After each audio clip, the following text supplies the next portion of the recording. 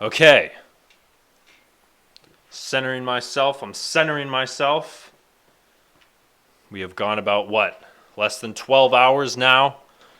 With the news from Aaron Rodgers now, that is what we have to that is what we're experiencing now. Is this real? What what is going on here? What has happened, okay? This Aaron Rodgers is done for the year. 7 months of off-season expectations. No one else in America, okay? No one else in America is going through what all of the talk, all of the hype, everything that you can possibly expect from someone. That you can't just ask upon command, can you do something for me? Of course, what have you done lately matters a whole lot. But the only people in North America that are being talked about more, or even on the same level, is Aaron Rodgers. You got Donald Trump. You got Joe Biden, and maybe Taylor Swift. And those are the only people that have been talked about more in North America in 2023. There's your Mount Rushmore of 2023, okay? That is what people have been talking about. I would be surprised if he doesn't come back and plays next year, because I don't think that there is enough for him to now say, I'm done, after putting everybody through this. I feel so bad for the guy. I feel so bad for the Jets fans. This is ridiculous. I cannot believe that this happened. First, the Giants lose 40-0 on Sunday night. Okay, it can't get any worse for for New Yorkers, pardon me. Oh, it's about to. Not to mention, the Yankees suck, the Mets suck, the Rangers, the Islanders. The Knicks aren't that great, and neither are the Nets.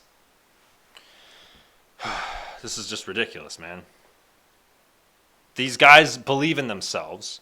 They're not going to forfeit the year. They are going to play. They're going to compete. They are going to work their butts off because they think that they can do something here even without the player. That was going to put them over the big top finally for a team that hasn't made the playoffs in 10 years.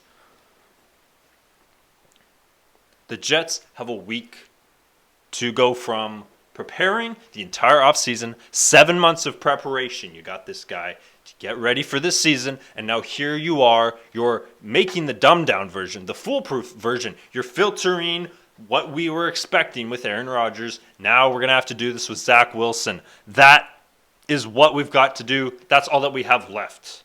And everybody has to get on board with that. Remember the guy that we had last year who threw more interceptions than touchdowns? That is the guy that's going to have to lead us now, for now. Next year looks great. The only problem is we have to wait exactly 12 months for that to happen, because in the meantime, none of that is materialized for us to work together as the Jets are. I just can't believe that this is happening. This feels like a betrayal to the entire ethos of sports, because almost like the when San Francisco played the Eagles in the NFC Championship game last season, and Brock Purdy injured his elbow, we were all robbed of this game.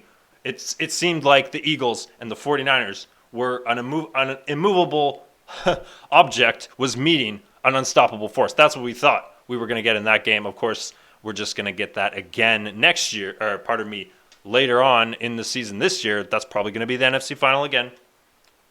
No rematch again. But the Jets, thinking that the worst thing that could possibly happen was, oh yeah, what if Aaron Rodgers gets hurt in a preseason game?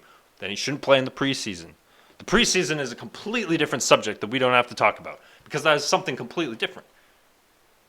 And that is going to get so much talk as well, especially since the absolutely abysmal performances that we saw over the weekend. Beginning with the Cowboys. Imagine you're in the red zone. You are ready to attack. You're almost there. You go from having a 3rd and a 2 in the red zone to taking a 5-yard offside penalty. And then the ball gets away from you. It's a sack. It's 4th and forever. And then you kick a field goal only to get it blocked and for the team to return it all the way back. for a touchdown. And then an interception touchdown right after a field goal. And then it just keeps piling on and on and on. I started laughing because of how this literally could not have gotten worse for the Giants.